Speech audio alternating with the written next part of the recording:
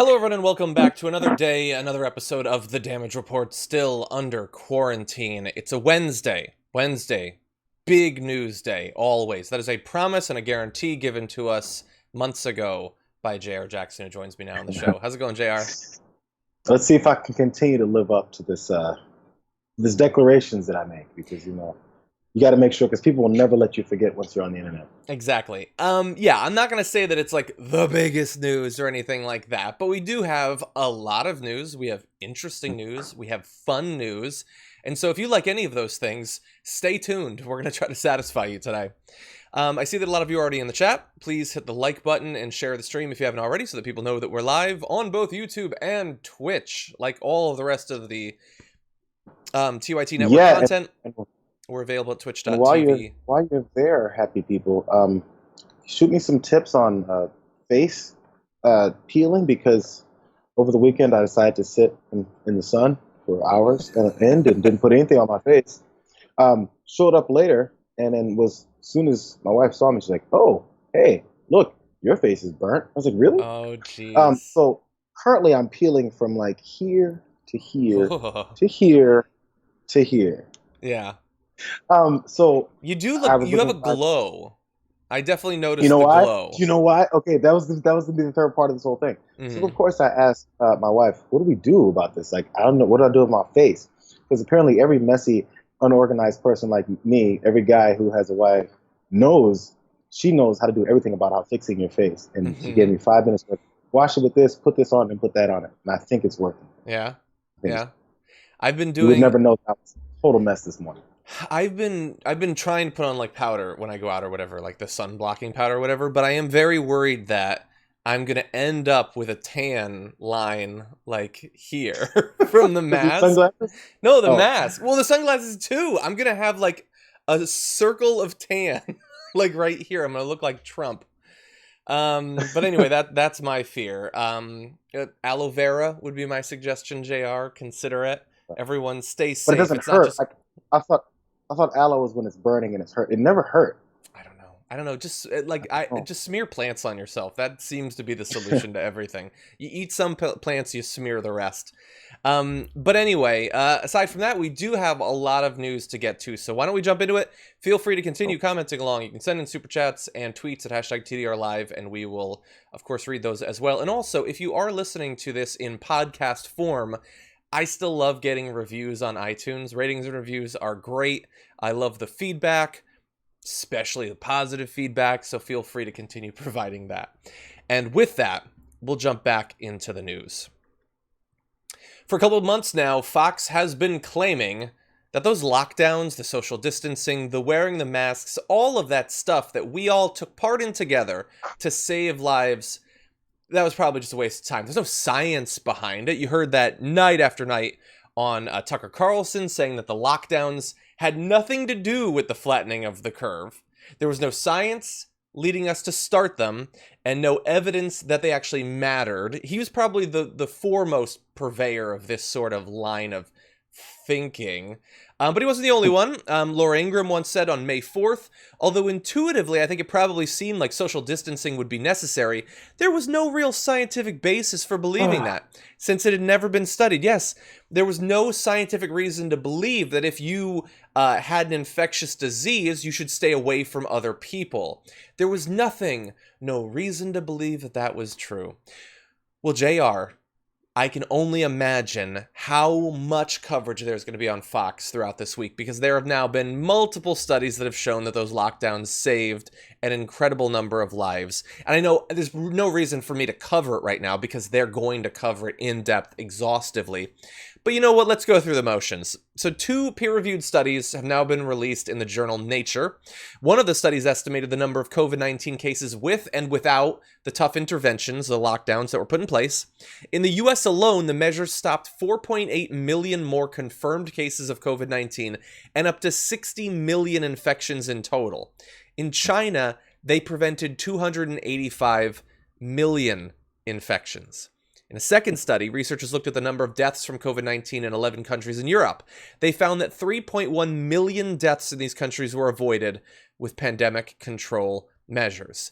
These are scientific studies conducted by multiple groups, peer-reviewed, and published in academic journals. And so I'm sure if you were one of the researchers who contributed to this or wrote it, just have your phone handy, because Tucker and Ingram, they're going to be calling you up to come talk about the amazing research that you have now produced. Well, the thing is some of those numbers come from Europe, Italy, European countries. So, of course, we know that those things have nothing to do with America. Hey, that science and those studies and those reviews have nothing to do with American stats, American science, because American science apparently has only thing to do with, hey, let's make sure that we have things that fit the narrative. And anybody who doesn't do that apparently is a liar, a scientist, and doesn't really do real research, doesn't do real science. It has to fit the right narrative, because you know what you will hear. You know what you will hear from Tucker and from Laura real soon, because cases will spike. The protests going on in the country are going to cause more cases to go up, just because that's the natural way. It's going to be tons of people in the streets. There's already some reports of National Guardsmen from Missouri and Mississippi that came into D.C. that weren't wearing masks, and cases have already hit specifically with those groups, right? So, of course, it's going to happen with protesters as well. You know what Fox News pundits are going to say? Hey, so you know what? All these people out in the streets have sparked a spread of COVID-19. And you know what? They'll be right. But you know what? They're going to have to contradict their previous statements in saying that people getting out in the streets and wanting to go and get their hair cut, it won't spread coronavirus. Hey, these things are overblown. Suddenly, it won't be overblown to get out in the streets and be around people and spread the virus, right? They're going to have to contradict themselves, because it's going to fit the second narrative of pushing back on protesters and people wanting the police to stop beating up on black people and murdering them. Yeah, they're stuck between a rock and a deranged place. And the thing is, of course, as we've noted, the protesters, by and large, do appear to be wearing masks universally. In a lot of cases, the police aren't, and the National Guard aren't necessarily, but the protesters are. I'm sorry, John. And this is the thing: many of those protesters are wearing masks. And then once tear gas comes, once batons come, once rubber bullets come, sometimes those masks probably get snatched down. Probably people trying to breathe from tear gas being blasted at them and smoke screens being put in their face. Those things will change the effectiveness of masks. Yeah. So maybe if the battles and wars weren't being initiated in the streets by cops and National Guards, and then as Trump wants the full-on military, if those don't happen, maybe we have a better chance of having people peacefully protest and then have way more of them keep their masks on their faces. Yeah. I retweeted an article showing a spike in cases in Texas. There's a number of states that have a spike in cases, and not just cases. You expect the cases are going to go up as testing becomes more universal. Although, by the way, while testing has been increasing on average day by day, it has not universally been the case. There was a big drop-off just a few days ago of number of daily tests across the U.S. It is still a significant concern, but we have good news in that area as well. And again, I expect that Tucker is going to be pushing this, but a new study published today, population-wide face mask use could push COVID-19 transmission down to controllable levels for national epidemics and could prevent further waves of the pandemic disease when combined with lockdowns. So in some cases, you are going to need targeted lockdowns of areas where you see infection spreading, but people universally using the masks could help us stop having to completely shut down a national economy again. And since Fox says that's what they want to avoid, then I should see them telling people how important it is for them to wear masks. But they're not going to do that because they don't actually care, even though it is saving the lives of their viewers. As we noted not long ago, another study shows that if we had started our lockdowns just slightly earlier, tens of thousands of deaths could have been saved. That's just like 1 week earlier. We could have done it even earlier than that, but that's tens of thousands. And so thank God we did something at the very least, but still we've lost far more than 110,000 people. It could have been much better. It also could have been much worse if we had just gone with Trump's first plan, which was to let everyone catch the disease, and those who died, died. Well, considering the only plan and the only thing he's been touting along with his supporters is, I shut down the border. I stopped travel. I stopped immigration. So that is his only claim to doing anything about this, which once it's already in the country, hey, you can shut down all the borders you want. It's here. It's so once, and again, that's a cause for like early action on it. And if we didn't, the fact, I said this before, the fact that numbers were what they were before he finally got started, if you did it in a better way, the numbers wouldn't be anywhere near that, and we wouldn't be hearing about it to the same degree that we heard about it. And then that's the no news thing that he's not good at. So once the news started, then he reacts. He doesn't act, he reacts. And a lot of times, once it's already bad, your reactions are even worse because he doesn't know how to handle it. Exactly. Yeah, it's just so, like, it's insane to spend weeks and weeks with your multi-million-dollar staff in studio telling people that masks don't stop the spread of disease and social distancing isn't necessary while they're broadcasting from home and all of that. But now that they've been begging to see people's, citations, now it's out there. They're not interested. Maybe there's a reason for that. That's all I'm saying. Okay, before we move on to other news, and we do have to talk a little bit about, we're going to talk about the elections last night. We're going to talk about the protests. We're going to talk about a lot of things. We've got some commentary to go through. Gabby tweeted us a hashtag TDR Live saying Spain has gone 1 week without any COVID-related deaths and no new reported infections. But yeah, lockdowns don't work. You can't prove scientifically that that's what did it. Hey, John Iadarola. What's up? I am seeing people are my audio apparently super muffled is what I'm hearing. I have a second mic. Keep reading comments. I'm gonna get a better mic. I will. Go. I thought it sounded okay, but you do you. Okay. Okay, on the super chat, Hendrik says, when will the bill for equal voting be put forth? Okay, I think he put his headphones right near. Now I can hear myself. Okay. Jayar, you did a number on me right there. Anyway, Hendrik says, when will the bill for equal voting be put forth? 16,000 having to vote at a poll booth in Georgia, still waiting for the cartoon. An elephant and a donkey. Yeah, we're going to be talking about that in just a minute. It's absolutely insane what happened in Georgia. Carson Rodkey says, idea, let viewers send in their pet pics to show on air because no one can ever see too many fur babies in these times. Well, as a stopgap, hashtag TDR Live on Twitter. Tweet those pet pics. That way I'll get to see them too. Gina says, alone would be good. It always helps me. I apologize. I don't know what you're referring to. But thank you for the support. AJ, thank you. Oh, she says aloe. Aloe always helps her. So consider it. Rub some plants on you, Jayar. Gina, thank you. Zane says, oh yes, Sean, please satisfy me tonight. Love you. That's not what I meant, and you know it. Philip, thank you. Dutch Morgan says, isn't that the Red Dead Redemption character? I used to be a Trump supporter. I know what Trump supporters believe in. I know what they stand for. If you don't think there will be a big right-wing backlash, you're wrong. Vote, they will. Yeah, vote either way. And I know sometimes, like, when I tweeted something about wanting to, like, looking forward to seeing Trump lose after he, was spreading conspiracy theories about the 75-year-old whose skull was cracked open, someone responded, yeah, but imagine how the Trump supporters will react when he loses. And my thought is, yeah, but they're crazy all the time. I prefer them crazy, but not possessing the power to determine what our lives are like. Yes. Yeah, they're going to be crazy, and Trump losing is not the end of even most of our problems, let alone all of them. But it is an improvement, and I don't know about you, but particularly this far into 2020, I'm looking for an improvement of my life. And I'm getting a correction by Craig in the document. Dutch Vanderland is the character from Red Dead Redemption 2, so I got that wrong. Thank you, Craig, for that video game check there. Okay, with that, JR, how's your audio doing? It's going to be the same because I need headphones. Well, it sounds great. I like it. Excellent. Okay, so with that, why don't we jump to what I can only imagine is going to be everybody's favorite story today. With protests continuing across the country, Donald Trump is facing pressure internally to do something, at least to say something. And while his past attempts to speak out on the topic have been just the worst, he's apparently planning to give a speech on race and race relations to bring the country together.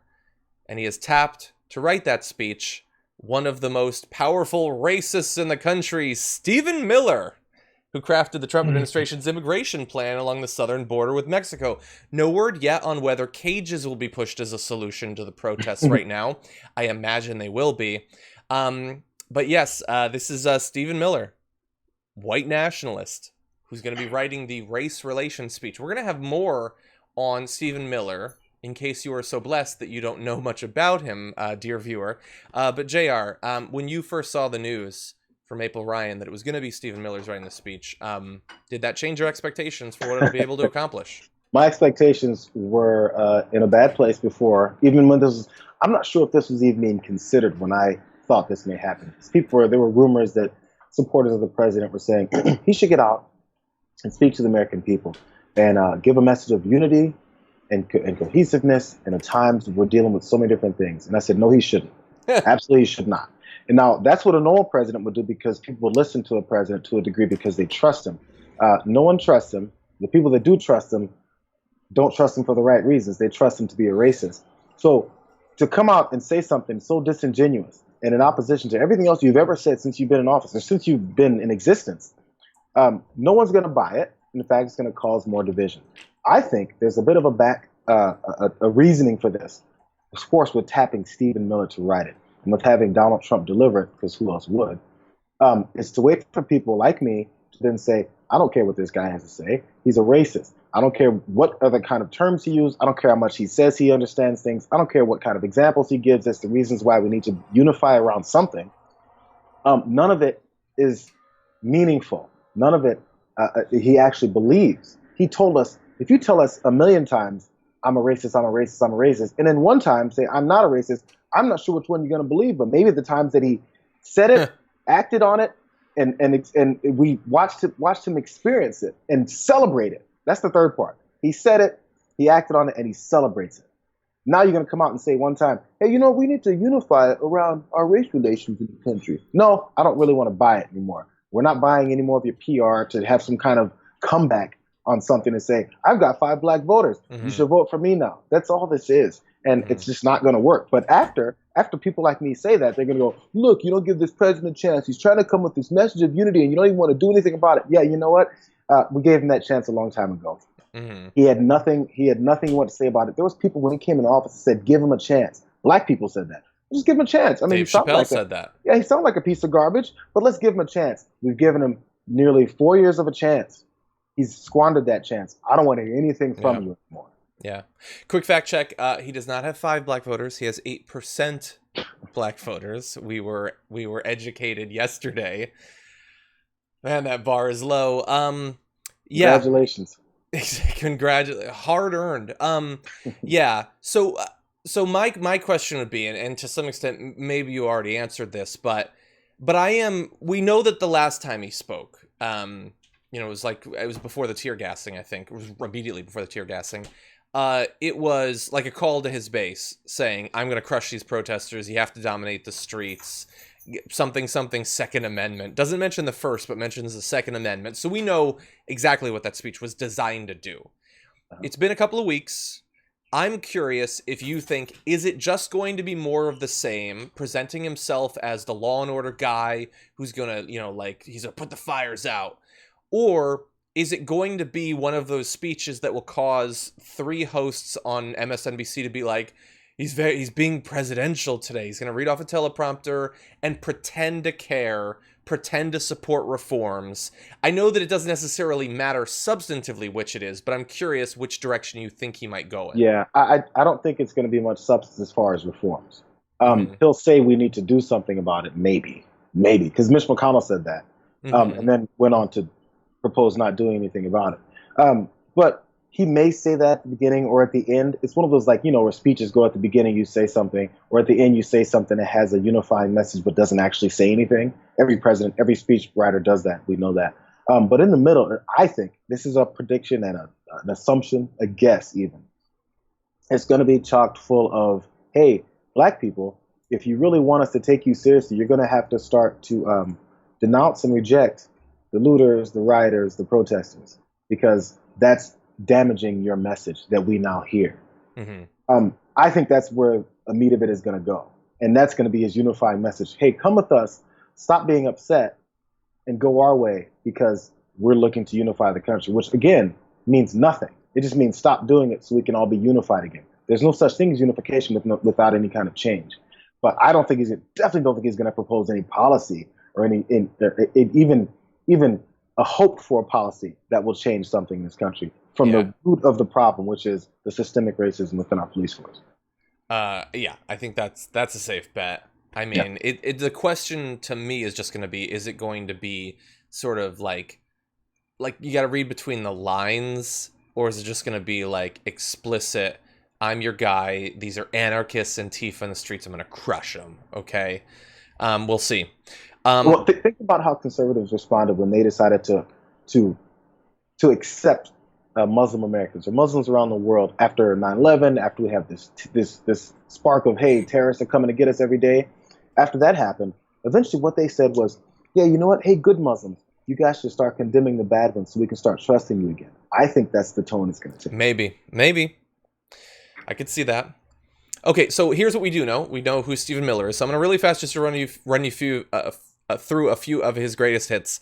Most of this is coming from a story that somehow didn't have an effect when, an email trove of his communications with Breitbart revealed how deeply intertwined he is with the right-wing white nationalist media apparatus. But a few things you should know about him include that in an email in 2015 to Breitbart, he encouraged them, Breitbart, he had to encourage them to write about The Camp of the Saints, which we've talked about on the show many times, a racist French novel, perhaps the most racist novel. It centers around a flotilla of Indian people who invade France, led by a non-white Indian-born antagonist referred to as the Turd Eater, a character who literally eats human feces. In one section of the novel, a white woman is raped to death by brown-skinned refugees. In another, a nationalist character shoots and kills a pro-refugee leftist over his support of race mixing. And the call is out that if they don't gun down, like just people on the beaches with machine guns, if they don't gun down all of these refugees coming in, that it will destroy Europe. And it does, because it's a cautionary tale about immigration. He was telling Breitbart, you need to get on this book. I think you're going to love it. He did that, but also just personal information about him that I think is funny. We found out, this is from his time in high school, and I just think it's amazing. Once, to prove that men are more athletically inclined than women, he jumped uninvited onto the final stretch of a girls' track meet to show that he could beat them. It wasn't his school's team, because that could have lasting consequences. It was another team from a different school that came. He just jumped on the track to show that he could beat them. Students at the Santa Monica school also recounted a number of incidents to the Times in which Miller expressed anti-Hispanic views, including when he called up a classmate to declare that they could no longer be friends, citing the classmate's Latino heritage as one of the reasons they could not be friends. And he also, during a speech once, during high school, said, "Am I the only one who is sick and tired of being told to pick up my trash when we have plenty of janitors who are paid to do it for us?" He was dragged off the stage after that. Not soon enough, though. No, he is a small, petty, tiny, balding man. That is what he is. He's a pathetic, pathetic person who somehow has power in America, although no one other than Donald Trump has picked him to have any of this. Well, it says a lot about Donald Trump. He said, I need someone who can write and put into words our shared experiences of racism, our shared desire to spread it and to anoint it amongst all of America. He's like, that's the guy. They probably vetted him and they said, oh, this guy is perfect. Did you hear about that one time in high school when he told a Latino friend he can't be friends with him because of who he is? That's perfect. That's what we want. And he can write. Oh my God, Donald Trump can't write. Let's do it. Like he's basically the Donald Trump who's able to write a speech. But the problem is we can see right through that speech too. But Donald Trump can. He's like, oh, this is great. This is a unifying message of racism in my country. Yeah, it's perfect. You know what I wasn't able to find in my research? No one clarified whether he actually won the race or not. I mean, granted, he jumped into the end of a race so that he'd be fresh when they'd already been running. But the thing is, I know what these track women are like. I don't think he could beat them. I really don't. Yeah. So anyway, I wish I could know. If you thought he was a skinny beanpole of a person as an adult, I'm sure as a kid in high school he was even skinnier and more beanpole-y. Mm-hmm. So I'm not sure speed is in his genetics. I'm sorry. I'm making more assumptions today on the show, so I apologize. Okay, let's read some chat. And by the way, the people who are saying in the chat, why you bring up these balding, you are 100% right. I'm flustered and angry. It has nothing to do with anything. It is not a negative characteristic. I'm not even joking. I'm being completely honest. Thank you in the comments for correcting me there. You're 100% right. Okay, let's read some of the super chats. Oh, first there was a comment from Progressive Rocks who says, John, I gotta ask, why are you still using those headphones when Anna is using a single ear wireless earbud? I don't know. This is what I have. I don't have a single ear. I didn't even know that she had that. I assume it's hers because I'll tell you what's not true. Well, I was going to say TYT hasn't given us equipment to do this home shooting, but no, they have. They gave me the lights and they gave me this cool stream deck. But like this stuff in the mic, this is mine. I don't know. I'm glad that she has an awesome setup. I don't. But anyway, maybe I'll ask her what it is. I will say that in the portions of the show usually where I go get the dog and I take the headphones out, after you've become so used to hearing the audio of your voice in your ears, it gets really weird when you're not. I don't know that I'd like only having it in one. Oh. Anyway. Yeah, you have to be surrounded by a John Iadarola voice. I like the audience. I just want to hear John speak. See, the one thing John is not short on is self-confidence. Exactly. Okay, I'm checking the viewership numbers. They're dropping. Okay. Bad Rongo says, San Diego City Council listened to 11 hours of testimony asking to defund the SDPD by $100 million. Instead, they approved a budget with a $27 million increase, including CARES Act money. Okay. So this is connected somewhat with Stephen Miller as well, because Stephen Miller's from Santa Monica, as you pointed out, because he jumped on the track in a California race, whatever. This definitely, I'm not sure why people ever believed it in the first place, dispels the whole idea that these liberal elites on the coast are the ones that are running lib policies all over the place. So San Diego has their hearing, and they approve for millions and millions of dollars of more funding for police officers in the wake of all this. Steve Miller's from Santa Monica. Anybody who's been to Santa Monica would think that it's a liberal bastion of hippies walking around with no shoes and dancing to some random music that they hear in their heads. That is not the case. Stephen Miller's from Santa Monica. So these liberal elite argument about the coast is so clearly nonsense. I'm not sure how people still push it.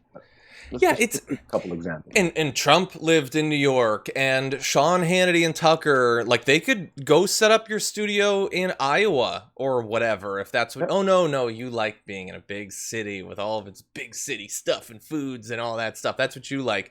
Yeah, people like being around stuff. It doesn't mean that it's better, but they can't keep saying that they hate it and it's suspicious and then choosing to stay there. Yep. They don't have to. You're crazy if you think Sean Hannity couldn't move his studio if he wanted to. Yeah, it's been said a million times. Tommy Lawrence from like North Dakota or something. She lives in California now. Come on. Exactly.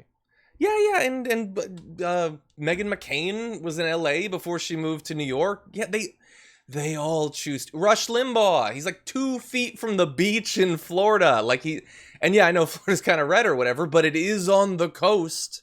Mm-hmm. And I know it's closer to some of the sex tourism that he likes to do. But anyway, just pointing it out. Okay, Milton Boral says, wait for it. With all these idiots reopening, we'll have to shut this thing down again. Morons, what will it take to convince people? We'll see. I've been watching the numbers, and there's some good numbers. There's some bad numbers. I'm trying to be fair in my evaluation of that, but we will see. Cat and Box had some advice for Jayar, saying, use water and flour to make a simple dough, apply to burn or peeling. I can't tell if that's a joke or not, but be careful before you put dough on your face. It sounds like something that would be real, but then it's borderline. It could totally be just like, maybe. But like I put this dough on my face and I take a picture and post it on Instagram and everybody goes, ha! Exactly. See, the Blue Wave says, what's wrong with Iowa? No, but that's exactly what I'm saying.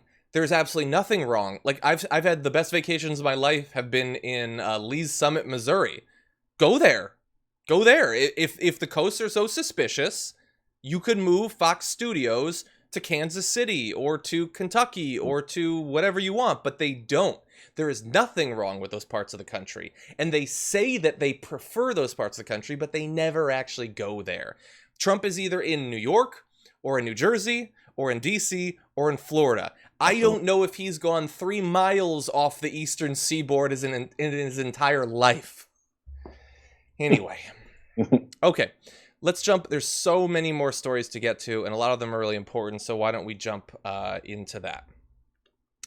Yesterday, there were primary elections in a number of different states, and in some, there were significant issues. Not unpredicted issues, but especially in Georgia, some of the lines were absolutely insane. I want you to take a look at drone footage near Atlanta. And so, Jayar, we can talk over this. Yeah. That looked like just crowds of people standing around, but no, that's lines. And you're seeing here spreading, and obviously, people are socially distancing, so they're keeping away from each other. But which makes the lines even longer. You know, you see this at your Of grocery course. stores or wherever you may happen to be, wherever things are lining up, and you'd be like, "Oh my God, there's so many people stacking out of this whole place." But it looks longer because of that. But let's not get it twisted. It is super long. That's Even incredibly. if you're jammed up next to each other, it's still super long. I mean, when I voted in California, um, this was before it was too bad. Like, there was still social distancing and stuff like that. But it wasn't that bad. Jesus. And it was, I don't know, a couple dozen people, and it still took a while. Look at this. This is insanity. And by the way, not a coincidence that it's happening in Atlanta. Like, Yep. these states don't want people to vote in general, but they can be targeted in how they allocate funding, where they take the funding from, where they take the polling places from. Look at that. And these people are getting into the line. To their credit, they're trying to participate. These are the people getting in the lines. So then there's, the people that aren't getting in lines we don't see. So it's hard to tell how many people would have been in those lines or walked up and saw that, or maybe checked out a news report and it's like, oh, look at those lines. I'm not going. It's a good number, I bet. It's just human nature. And then also the people who are afraid of once they're in the line. Like, I'm going to stand here in this line for several hours next to all these folks. I have no idea where they've been. And I've been trying to do this whole social distancing thing. It's hard enough to get Americans to vote. So whenever there's extra hurdles put in place, it gets even harder. Yeah. Yeah, and that line that you just saw, that is mission accomplished for state Republicans there.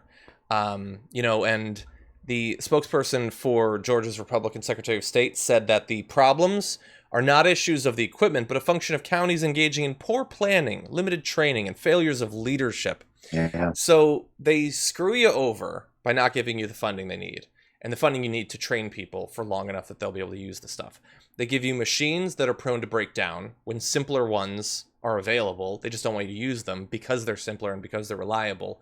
And then they blame you and your people, the volunteers, for the trouble, while disenfranchising God only knows how many people. We honestly don't know because, as Jayar pointed out, they get out of line. That's the way it works. And this is a preview, as I think was talking about. Chris Hayes mentioned it. Stacey Abrams talked about her issues with mail-in voting, because this is coupled with, this is the in-person part. The mail-in part has many people seen issues with that too. So the certification process, the envelopes that come in the mail. So this is specifically Stacey Abrams' story. So you can believe it if you like. I choose to. She said her ballot came with the envelope already sealed. So of course, if you unseal it, it's going to be pretty null and void. Or if you try and unseal it and seal it back and put whatever your ballot in, they're going to say, "Oh, look at this, was tampered with. Stacey Abrams tampered with her ballot." So, and it sounds so conspiratorial. But the thing is it's if you have been paying attention to the way that they've been approaching mail-in voting and trying to make sure that they claim that it's invalid, you don't think that they're going to try and make it invalid when they just said it's going to be invalid, when there's no proof previous to this that there's any widespread corruption in mail-in voting.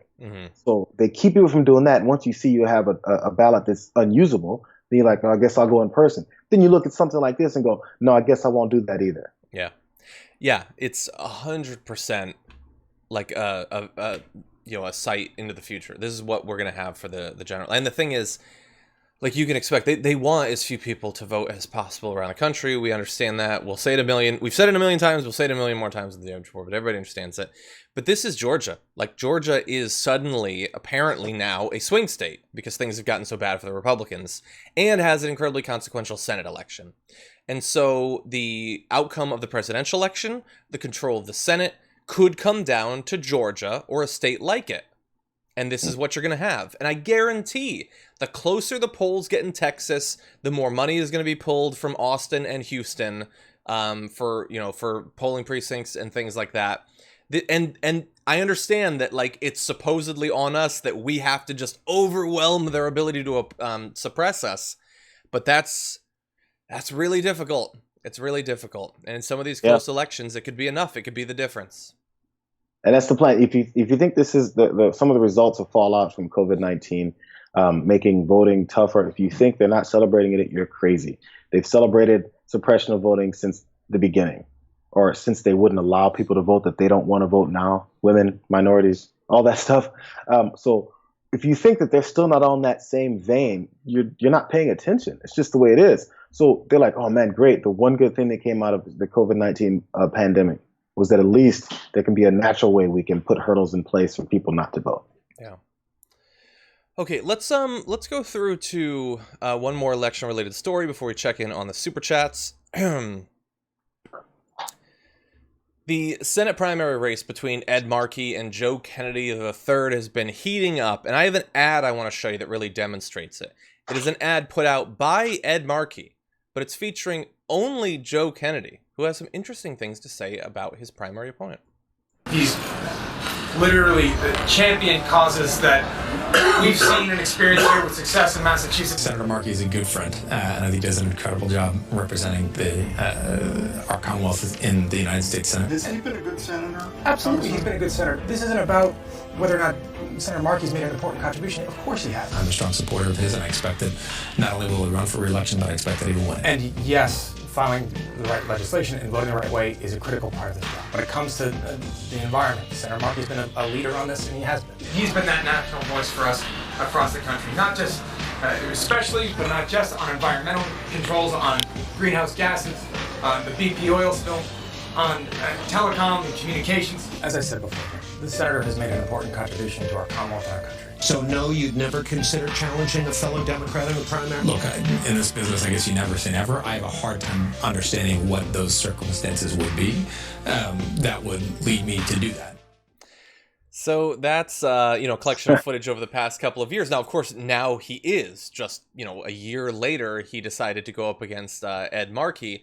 And he said at the time he couldn't understand what circumstances would lead him to go up against another Democrat, let alone one that he considered a friend and a leader and a champion and all of that. And to his credit, he has not yet described what led him to make that choice, other than political opportunism and ambition. He admits that Ed Markey's doing a great job, but Ed Markey's occupying a seat that he wants. And so screw all the things that I said before. Now it's my time. I love that ad by Ed Markey. Very well done. Well, it's hard when maybe he should have chosen a different seat, because I don't think he forgot he said all that. Well, also, there's the other thing. What's his name again? You're talking about Joe Kennedy? Yeah. Yeah. What's that last name again? I think it's Hannity. I think it's Canadian. I'm not sure. I've never heard of it in a political context. Maybe it's an entertainment thing. And honestly, I don't know a lot about his politics. I know he's there. I've heard from him. I just don't know where he's coming from with a lot of things. So as far as whether or not it's a formidable challenge or a good one or one that's going to actually help that seat and the people that it represents, I'm not sure. But this is the one thing of that whole thing that maybe they shouldn't have included was when he said, "You never say never in this business," which means, of course, it's possible at any moment, because it's business, first of all, not politics, not in representation, not in actually doing something for people. It's in a business of moving up. If you want to get a promotion, if you're at an accounting firm and you want a promotion, you may be friends with Jim on the second floor, but if you can take his job, you'll take his job. That's really the way this is. It doesn't have much to do with anything else as far as principle and backing up what you said before. You're just being a nice guy at the time because you're being a good Democrat that's helping with the process. Exactly. Yeah, and he's in a seat. I want that chair. You're in that chair. Give me that chair. I need that chair. I don't care about it. I don't care about being senator. I'm not interested. But there's another chair I really want, and this chair gets me towards that chair. That's all it is. And it's a career. It's a career. It's a career. It's like you're already a representative. I know that it's easy to forget that because what has he done? I don't know, and neither does he. But you have power, hypothetically. And we've seen lots of evidence over the past few years that all it takes is a spot in Congress with the right choices, the right words, the right actions. You can be a big deal. But he's not interested in that, and few are. Few are interested in being a senator. Look at how there are senators that haven't made the news in years. You don't even remember that they're senators because it is so easy for them to just think, well, I guess I'm here. I guess every 6 years I'll get reelected, and then that'll be it. And then eventually I'll make a bunch of money. That's it. Some of them will run for president. The rest have given up on that hope. That's what he's doing. I want to point out one other person, though, because, yes, he's a Kennedy. He believes that the White House is, his birthright or whatever. But I'm mad at some other people, too, because, how, Democrats aren't supposed to run primary challenges against anyone or whatever. Yeah. And you're certainly not supposed to support them if they do. Hell, if you're an organization, you might get blacklisted if you do that. Well, Representative Mark Pocan, co-chairman of the Congressional Progressive Caucus, endorsed Joe Kennedy against Senator Ed Markey. And here's the thing. We don't actually believe that primaries are necessarily a bad thing. They're certainly not illegitimate. But I get to judge you based on your politics, and I get to judge which primary challengers you think are worthy of endorsement and which aren't. Mark Pocan has done some good things over the past few years, but he also believes that he's going to make in the current political context, radical move of endorsing a challenge to an incumbent senator to get Joe Kennedy in. To get Joe, who thinks that he's more reflective of the Democratic Party today or where it's going. Nobody actually thinks that. But what Mark Pocan seems to think is that Joe Kennedy might be a big deal someday. He might run for president someday. And if he's given him endorsements early on, hey, maybe that's not bad for Mark Pocan. Bad for everybody else, but maybe good for Pocan. And it's back to that career move. Pocan wants to get on. He's like, oh man, Kennedy, everybody's going to vote for him. I might as well get on board early because I got to get on this train. That's the way it works. Maybe I can go somewhere else next and do something else here. There's so many things. And again, as long as you have enough of a name recognition, it's how it works in this country and probably everywhere else. You get a chance no matter what else. So again, don't back off of being okay with primaries. I don't think anybody's necessarily doing that. But the primary will allow people to see where it is you're coming from and what it is you want. Now you got to prove yourself. You can't just come up there and say, hey, my name is Kennedy. Good, let's go. Maybe he'll get on board. Maybe he'll become progressive. Who knows, right? Because I think what maybe some politicians are beginning to see is people are paying more attention to what their policies are. Slowly, they're beginning to realize that. Not completely, but they're slowly beginning to realize that people are paying attention to policy and that people are beginning to vote based off of that a lot more than just saying, oh, yeah, I remember my great-grandfather voted for this guy named Kennedy. It's getting a little bit detached from that now, I think, for many Americans. That's a long time ago now. Not super long time ago, but long enough ago where we're like, yeah, well, my grandfather told me doesn't have much to do with what I'm dealing with right now. Yeah. Yeah, and by the way, some of the past Kennedys were, like, for all their other issues, and obviously there were a lot, they were, like, inspiring speakers or whatever. Right. This guy's had opportunities. He's been given a national stage. If he was going to wow us, he would have wowed us. And he could have, by the way. He could have made the decision at 20, when he was already planning to be president someday. He could have taken a look around the country and thought, I know where the country is going. I'm not going to just be one of those, go along to get along, following the donors, corporate establishment dems. He could have chosen to use his name and the platform it gave him to be a true progressive. Hypothetically, imagine the power of that, how far he could have gone. But he chose not to. And so this is the response he's going to get. Yeah, well, we'll see if he switches back. Or not back, but switches. Well, if he does, we will remember. But we will see. Okay, Matthias Giovanni sent us in a super chat saying, I'm concerned at this point that the virus is going to wash over our whole society. Wear your masks, save a life by slowing the spread. Yes, please do that. Whether you are, just occasionally taking a walk outside, or if you're starting to shop or whatever. I know salons and gyms and haircuts and all that stuff are opening up. Wear the mask at the very least. Rob Shively says, any thoughts on the new trend of outing non-famous racists on social media and getting them fired by publicly shaming them? That is interesting. And I've seen that apparently a good number of people that has happened to.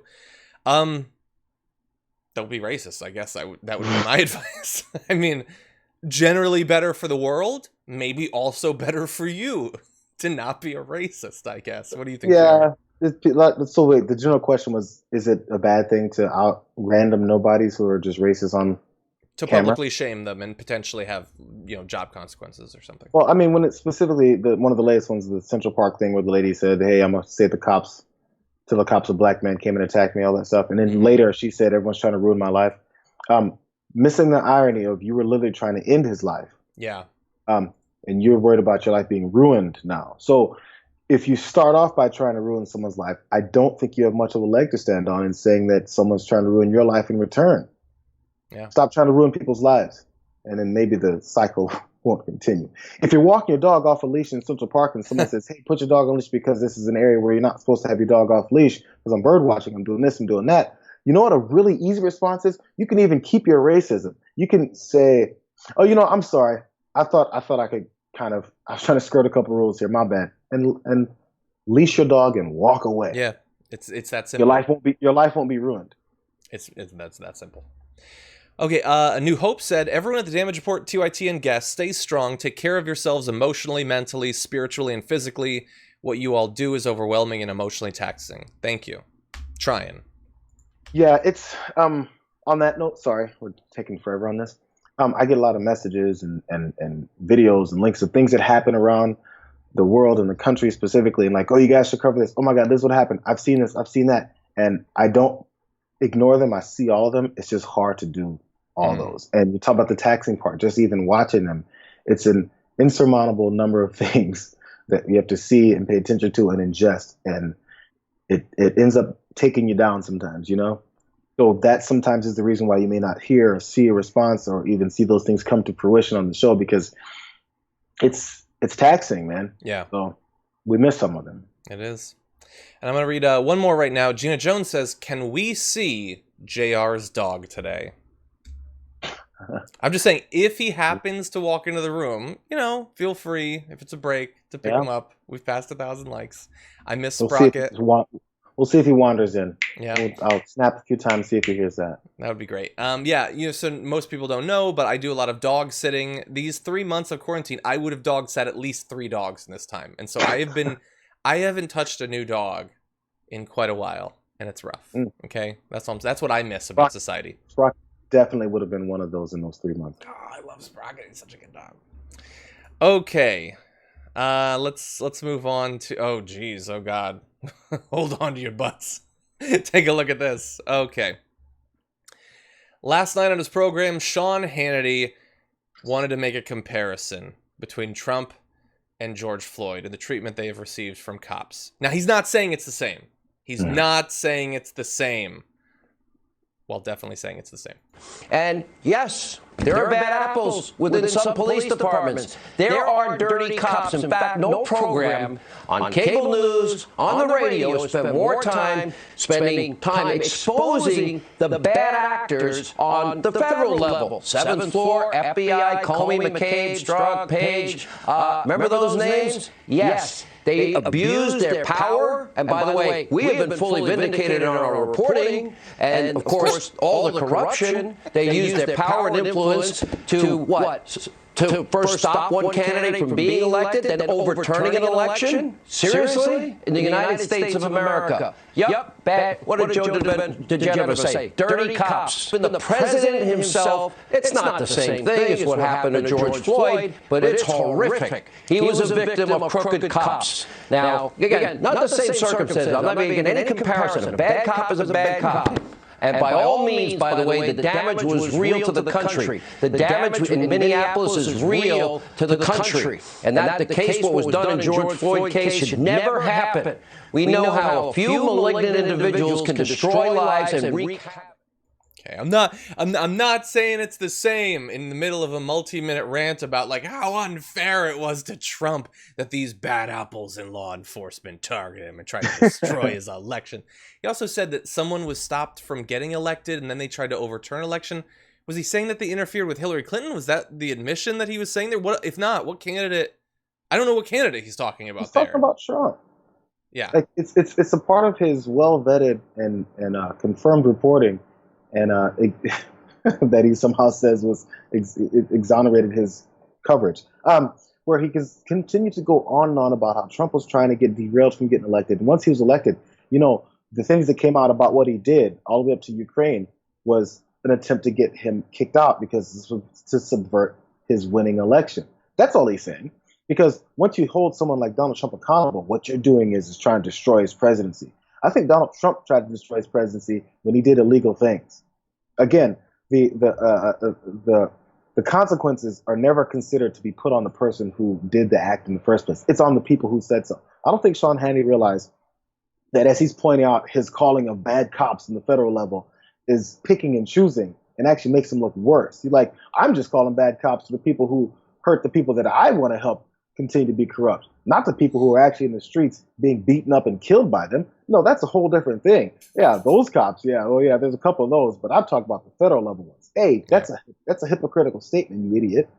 Yeah, it's also amazing that like in the middle of a speech where he was saying that what happened to George Floyd was wrong, which automatically puts him head and shoulders above any of the other hosts on Fox News. They might have once or twice pretended to care about that, but Sean Hannity at least regularly pretends to actually be bothered by that. That's preferable, I guess.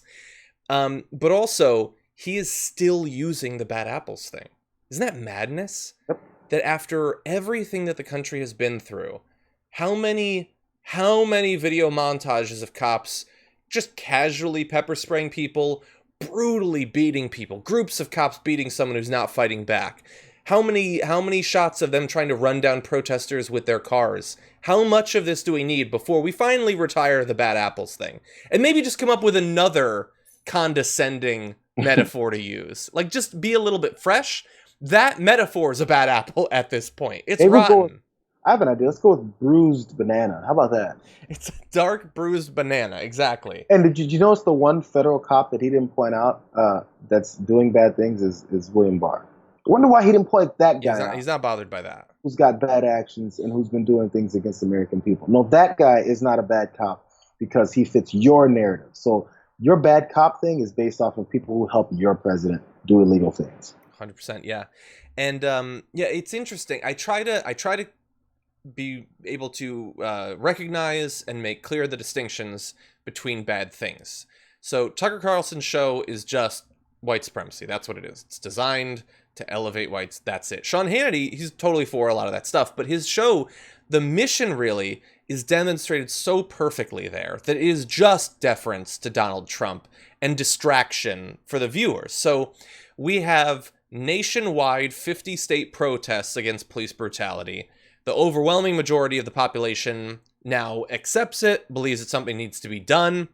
And what does his show do? It says, oh yeah, bad that guy got killed, but the true bad cops are Page and Strzok in their sexy texts, and they tried to interfere with... Like, that has nothing to do with anything. Nope. That is not... Nobody cares about that. That's not what's ruining people's lives. But he takes his millions of viewers and says, ignore all of what's going on and the obvious systemic discrimination, and instead, here's some sexy texts and some Page and Strzok and dirty cops. That's what's really... It's the distraction element. It's different forms of state TV. One upholds the racial hierarchy that the Republican Party is based on.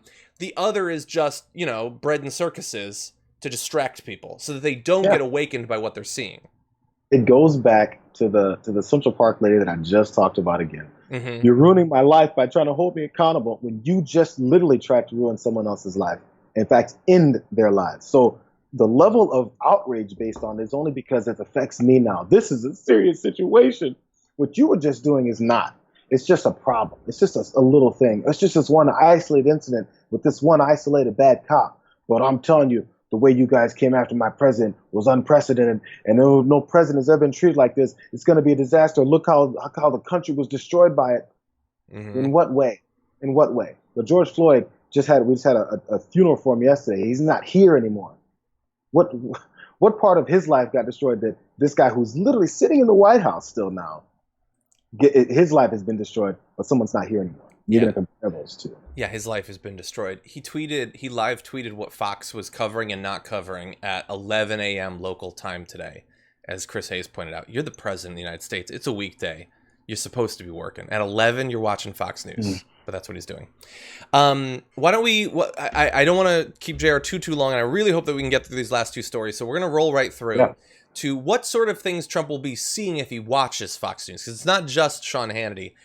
Tucker Carlson. This is one of the most embarrassing things I have ever seen on the mainstream media coming from the right.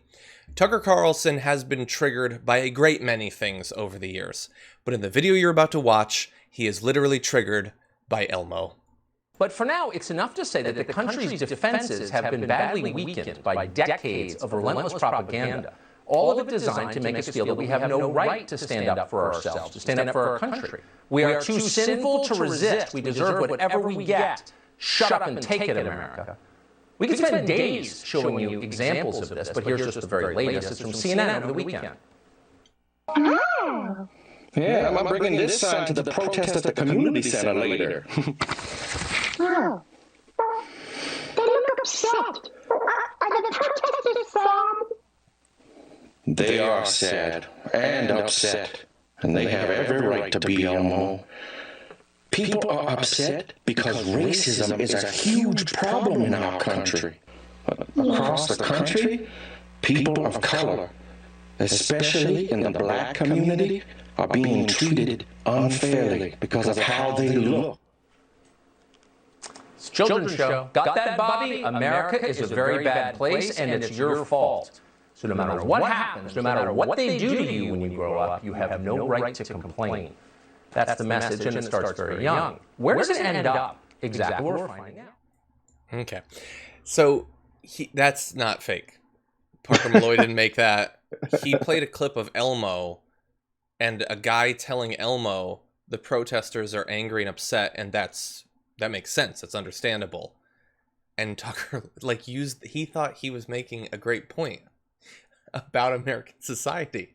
Where am I? What year is it? It's madness. What has SpongeBob done recently, Tucker? Tell us about it. Yep, and his problem is that kids maybe get told something about their country that isn't all roses and butterflies and calls for that we're this superior nation that does everything right. That's what we've always been told. That's why people like Tucker Carlson are sitting there in their seat telling everyone the same thing, that same lie, so that even the reality in everyone's face of what we're seeing, we're like, don't listen to that reality. Don't tell your kids that there's a problem. And the irony in that whole thing and his response of what his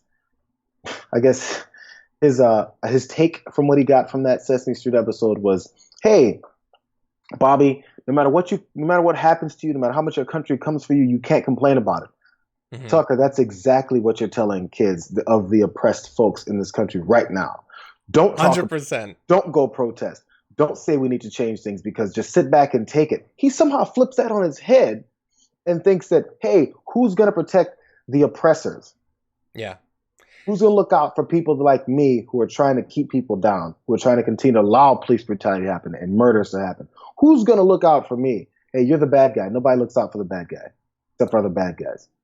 So this is the danger of bringing Jayar Jackson on, is he only makes exactly the point I wanted to make. No, 100%. 100%. 100%. The chat, I've been watching the chat, and they've pointed out two important things. One, Elmo's definitely Antifa. But two, what Tucker said had nothing to do with the clip that he played. Like, I don't know, sometimes the wrong clip comes up and you just have to roll with it. But that's not what Elmo's dad was telling Elmo. But if we just take what Tucker said, you're 100% right. Both before and after the clip, he said the lesson is, the left is telling you to just take it. Don't complain. Whatever you did, it's your fault. You can't change anything. Just take it. No, people are protesting. They have taken it for long enough, and they are standing up. And that is something that Tucker occasionally understands, because he, of course, supported the anti-lockdown protests, loved the Tea Party. Like, he loves certain protests, but only for some reason that I can't put my finger on. There's something about this protest that he thinks not only isn't demonstrating that most essential of American things, protesting in the streets when you see injustice, that the system will not fix itself. By the way, it's the same thing with the sex talk people like to have, right? If you don't talk to your kids about racism, someone else will. So if you say Bobby is too young to learn about racism at 5 to 7 years old, trust me, he's heard about it from someone else who said the words, who have the stereotypes pushed in their brains, from teachers who have said things to them and treated them a certain way. Trust me, people have talked to your kids about racism, and they've talked to them about it in negative ways. So when someone talks about it in a way to recognize it and to alleviate and maybe do something differently, therein lies the problem. Trust me, someone has talked to your kid about racism and the things that they've said you don't want to hear. Yeah. Okay, do you have time for one more? Yeah. One more really fast, because I gotta do another update on this because it's just so horrendous. You probably remember yesterday Donald Trump spreading conspiracy theories to justify police brutality against a 75-year-old that landed a peace activist in the hospital, apparently still in the hospital, in critical condition, saying, I'm not going to read the entire thing, but effectively saying that protester, Martin Gugino, might be Antifa, and that he might have been planning to in some way assault a mob of police officers by himself. Yes, our greatest fears have come true. Antifa has been training 75-year-old super soldiers. So that's what he said. And most Republicans ran from questions about this because they didn't want to have anything to do with this. Some criticized him, including Mitt Romney. But one person has a contractual obligation to defend him, Kayleigh McEnany, who told you she'd never lie to you. Here is her response to questions about that tweet. Does the president think that this guy is part of Antifa? So the president was raising questions based on a report that he saw. There are questions that need to be asked. In every case, we can't jump on one side without looking at all the facts at play. This individual had some very questionable tweets, some profanity-laden tweets about police officers. Of course, no one condones any sort of violence. We need the appropriate amount of force used in any interaction. But there are a lot of questions in that case. In fact, you had 56 police officers who resigned in protest of how their fellow officers were treated. So I think we need to ask why those officers resigned, what happened, what facts were on the ground, and the president was just raising some of those questions. That's all he was doing. He was just raising questions about a report, JR. From OAN. A report. I mean, I guess there was a camera rolling, and they were talking into it, and they were dressed fancy, so I guess it's kind of like a report.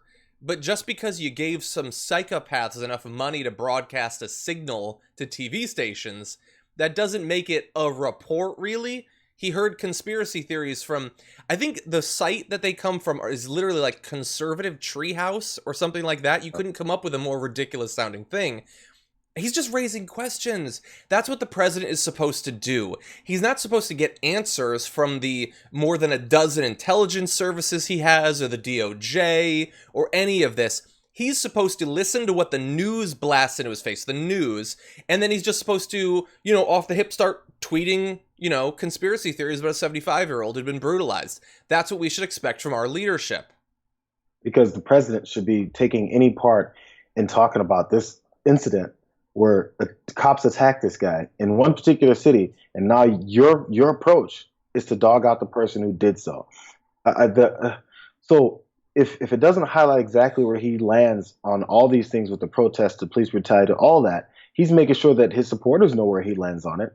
That's really the main reason for this. But like, hey, you guys, yes, you saw this horrific video that maybe even will make some other white folks who haven't been horrified yet finally be horrified because this guy looks like them. I need to go out and jump in front of this and attack, because we can't have any more allyship. We can't have any more people that actually see what's going on. Because I think someone tweeted, this is one of the best tweets I've seen in a while. They said, it's been a week of police treating white folks the way that they've always treated black folks. And now we're ready to defund the police and to tear them apart and take them down, because white folks have finally seen and experienced to a degree what's happened to black folks this whole time. And they're like, man, I was just standing there and he hit me in my head. Yeah. Like, I didn't even do anything. Yes, those are the stories that we've been telling since forever. So now it's become a collective storytelling of the same experience. And they're like, we got to do something about this. Yeah. You know what's happening here? Did you see what's happening in these streets? Yeah, it's happening. And I think it just push back. I think it just started, actually. I think he was the first. No, you're 100% right. And that's why Fox has done so much work to attack the protests while not showing you footage of what's actually happening. Absolutely. It is the most cowardly, intellectually bankrupt exercise I've seen in media for a long time. All those people who consider themselves critical thinkers who engage with the other side, they always want to debate you after all. I'd love to see Ben Shapiro debate video of skulls being cracked open and tear gas, being sprayed in people's faces when they're already kneeling on the ground. Debate those. Debate the actual reality of what's going on. No, he won't. He's cowering, hiding, trying to hope, please let my audience not see this, because then they'll realize that I haven't been showing them. They'll wonder why. Why, if I'm so well equipped to use logic and reason and facts to fight back against the out of control left, why am I pretending that all this stuff isn't happening when everyone can see with their own eyes that it is? That's what Fox News and the independent right-wing media are doing. And Donald Trump is just a product of all of that. Yeah, once you're wrapped up in it, by the way, Kayleigh McEnany's whole line about the 57 police officers who resigned, little does she know that's and that's an indictment of the racist policy, of the racist systematic racism in the police force. If you're going to resign because these two cops, after shoving this guy on his head and walking over him while he's bleeding, is the reason for you to resign, you're a bad guy. Mm-hmm. This isn't a story to tell, be like, you know what? So then 57 officers, they all resigned after these 2 criminal cops did what they did. Hey, that tells me that whole group of 57 cops, good riddance. Get out. You're the next ones to do it. If you're in support of that means you're willing to do it too. And if you're willing to support them doing it, you're another bad guy. Get out. You're 100% right. Yeah. Wait, so if other bad cops think that we should have been nicer to this bad cop, that implies that the cops are probably all good and Martin Gugino's bad. What weird world. Let's say he had some kind of scanner in his hand. He didn't. He's literally a peace activist who does work around affordable housing. He wasn't trying to suicide bomb into a bunch of cops. But let's say he did have some kind of scanner. You don't get to crack his skull open. You just don't. Yep. Not in any country I want to live in anyway. Yep. Jayar Jackson, I don't suppose Sprocket's right next to you, is he? You know what? He came over here during this conversation. Yeah. He really did. Can we see him? Come here. Come here. Okay, I'll give you a second to get him up while I bring up some super chats. He's lying down being lazy, so he didn't know why. He's heavy too. He's a brick of a dog. Oh my jeez.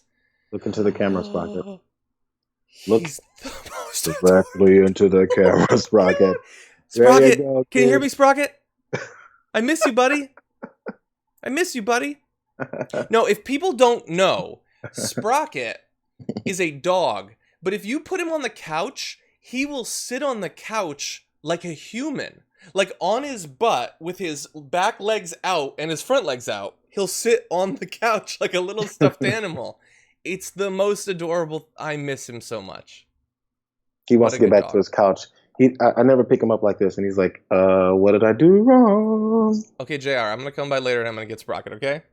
Is that cool? Yep, he's headed to the room. He's like, oh my God. He's going to go tell my wife that I touched him. He's adorable. I miss him. Oh, no, he didn't leave. He's back. No, that's the thing. There's 2 things Sprocket wants. He wants to scavenge for crumbs, and he wants to be pet. That's his only 2 things in life. Well, 3 things. Scavenge for crumbs, be petted, go viral. That's all we all want. Come on. Okay, JR, as always, thank you for joining us today. It was great to have you on the show. Yeah, I'm glad I ended with a Sprocket rather than anger. Exactly. Stay safe out there, man. Hope to be back in the gym with you soon. Oh, man, let's do it. Let's do it. See ya. And everybody at home, let's see what you've been saying through the super chat. I know everybody in the chat's very happy to have seen Sprocket. Me more than any of you, let me just tell you. Nelson Alves had sent in a super chat saying, Trump is a super callous, fragile, racist, sexist, Nazi POTUS. Nice. I haven't seen that before. Jet Screamer says, if possible, absence of police, can militias happen? I mean, hypothetically, but again, the people who are calling for the police to be defunded do not, despite the best efforts of people like Tucker Carlson, mean that there will be no cops and, like in The Purge, all crime will be legal. It's not going to come to that. The Stoned says, Trump being racist seems to be as American as apple pie. Going over the $2 super chat to say, Matt Gaetz is a tool. The line has been lifted. The bar has been raised. Zane says, woohoo, I started at 3/4 mark and I beat the girls. Oh, the run of Stephen Miller. I really do wonder if he won. Zane says, Johnny Pie, self-ASMR, just hearing yourself talk. Reference to made something earlier. Thank you, Zane. S. Minch says, you guys are the best. Well, thank you. And One Trans Lovely says, law enforcement at the discretion of the community. Well, I think certainly more community control over law enforcement is one of the goals. Zane says, way to be the better person and correct yourself live, referring to the comment I made about Stephen Miller. Thank you. I'm obviously not a perfect person. And, I accept the maxim that the job of a person is not to do the work of improving and then one day you're done. You are never done. You should always be improving. I sometimes say things that are inappropriate. In the past, I've said things that are even more inappropriate. I'm trying to be better each day than I was the day before. That's all that we can hope for anybody. Svitas Vox says, the Russians have compromised on Lady G. Russian hackers hacked the RNC email servers. The RNC emails were never released. Well, that is true. I did think that was interesting that those emails never came out, but we don't know for sure if that has anything to do with Lady G, whoever that might be. But thank you. Ginger Red Shoe says, absolutely do not move Fox Studies to Kentucky. Thank you. Exactly. Robert says, John, last week or earlier, oh, I did see this earlier. John, last week or earlier, you said something on looking into how ICE and T-by-E people being held at the border. You have anything on that, go TYT. Thank you. Unfortunately, we've been hit the past like few days with so much news that we're trying to fit in. You're 100% right, and it is still on our radar. I apologize. S. Wolfie says, first time super chat. Thank you. Any news on slaughterhouse outbreaks? Thanks for keeping us informed. I have been watching that. Most of the information that I've seen references outbreaks, but the numbers are all things that we've covered in previous reports. It is definitely something that I am keeping an eye on. The issue is that there has been a lot of efforts made at the state level to block information specific to those outbreaks from ever being released. And so we talked at the time when that was announced about how that's going to mean that we're not going to know. And we might be in the middle of that right now. We'll still get numbers for states and certainly hospitalizations, but it's going to be a little bit more removed. Cal Abdullah says, we shouldn't care about the framing of defund the police. Bad actors will smear us regardless. They smeared the unsmearable, Medicare for all. 100%. What we should be doing is making the case. Donna says, whatever happened to Ivanka's voting machines? That is a good point. I don't know, actually. Chubtoad says, $2 reminder that Matt Gaetz is a tool. Always consider me reminded. Lourdes says, doubt poor planning was the issue with Georgia. It played out exactly as planned. Voter suppression. Oregon has mail-in only voting with tracking. Love it. And I would love to see that all over the place. Winter says, cops were called on voters in Georgia due to late hours. Exactly. Benjamin says, thanks for the great show. Zane brought it up, so here's my donation to getting Jayar an XLR mic, and it goes without saying, Matt Gaetz is a tool. Thank you, Benjamin. Yeah, I don't know if he would want an upgrade to a mic. I have got a Blue Yeti, the Blackout Edition. I don't know if he would want one, but I will ask him. But thank you, though. Taylor, thank you for your super chat with the message redacted. Christopher Gregory says, would love if you could draw attention to Jeff Shane, owner of Shane's of Maine Ice Cream. He has a long history for racist and sexist comments to his mostly underage staff. Help hold him accountable. Well, attention has been drawn to it. I am not familiar with that. I've actually never even been to Maine. But this is the time where people are taking this more seriously. And I hope that people do listen to the stories come out of that staff, especially underaged. Thank you, Christopher. Blaze says, not a single patient should be forced to... Oh, there's a quote. Not a single patient should be forced to fight off medical bankruptcy in the midst of a pandemic, ... without a lawyer on their side. That was Joe Kennedy. So close, then off the cliff. Exactly, Blaze. That was some tweet there. Please don't spam the chat, anyone. Trying to keep... Here's my goal. I'm going to read more super chats and tweets in a minute. Here's my goal. For as long as possible, I want the YouTube chat on this to be usable. I want people to feel like they can comment, that the comments will be read, that it won't be flooded by chats or racism or insanity.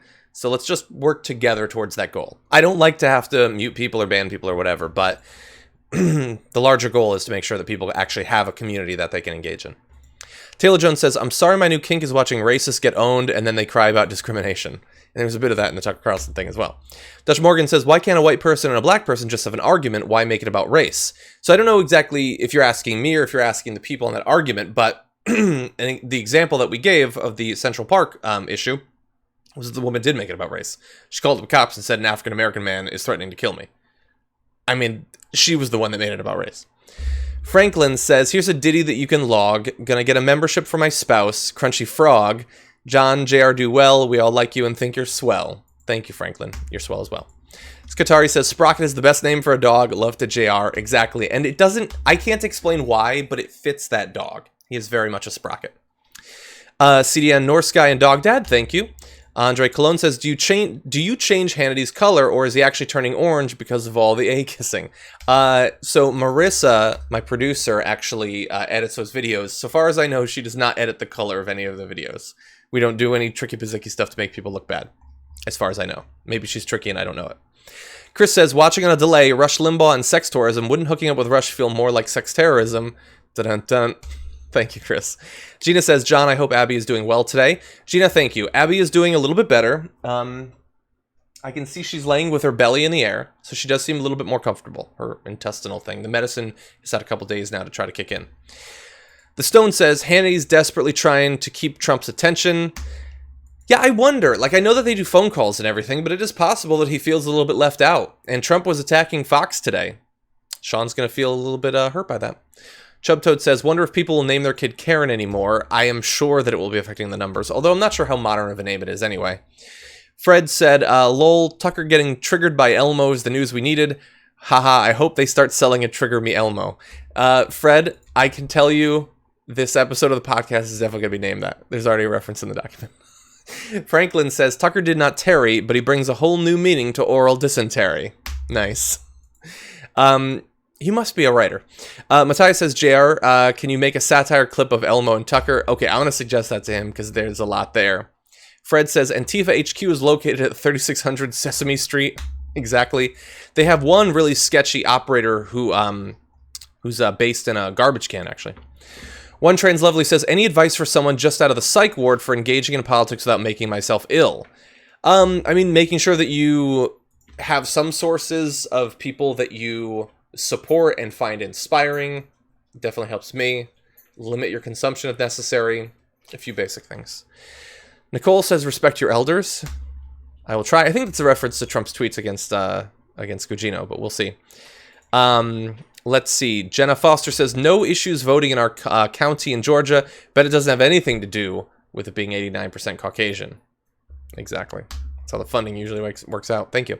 Helen says, why was Trump talking to Putin pre-photo op? I am not familiar with that, actually. You're talking about before the tear gassing? Well, thank you for the heads up. Bad Rongo says, John, would you ever consider doing a guest spot on my Wild Mount campaign? So I'm assuming that's the D&D thing. Maybe. I have done a few appearances on charity streams and things like that. Please understand that my time is very limited with the shooting at home schedule. But feel free to send me a tweet and maybe we can talk. And Christopher Moore, thank you for your super chat as well. Okay, let's see what's going on. CJ sent us a tweet at hashtag TDR Live saying, my mom believes everything Trump has said about that 75-year-old man. It's insane. Jeez. Gabby says, Joe Kennedy is the guy who spoke Spanish to a group of Portuguese-American voters. Just saying. Exactly. Let's see. Oh, we're seeing some dog pics from Isabel. Very cute. Let me see. Is this going to be legible? Very cute dogs there. And this is, let's see. I think this is CDN Norskai's dog. Samantha. Adorable. That's who you want to be quarantined with, is a pup like this. Rob Nash's dog.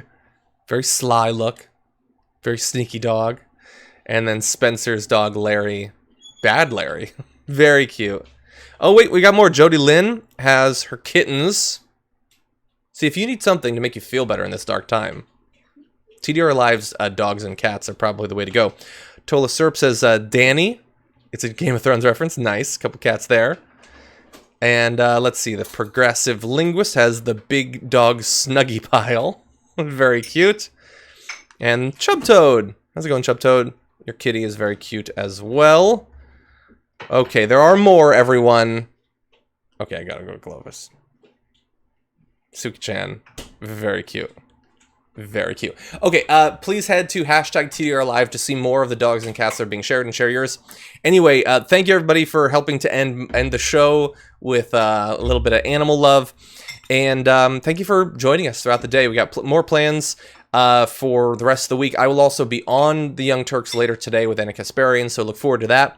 And with that, thank you for everything. Have a good day and stay safe out there.